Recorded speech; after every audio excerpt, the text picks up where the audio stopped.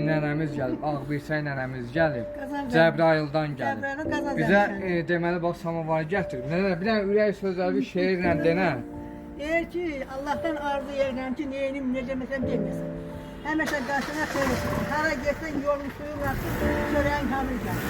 Allah Deyir, həkim baba, izin ver, gedim dağlara, gedim odalara, gəldim qaydım. Gəl yamazı qarış tərəfdirəm, təhvizə belə cüzüm qaydım. Çıngılların yığım, yolları üstə tığlayım. Yenim o baxtıdan bir dəstə gül barıb, oturum yurt yerine doyun canım, çox olmasa ki gözüm qaydım. Ziyaret eyləyim xınalı daşlarım. Xınasın, islasın adı göz yaşlarım. O yollarda donuklasın daşlar. O daşlara bir xatır yazımlar. Allah köməyin olsun. Allah sənə Getdim, rüzq otdum, eləsin. ağladım, güldüm, qəşə tiymişim, geçə bir kurup tiymişim. Bəh.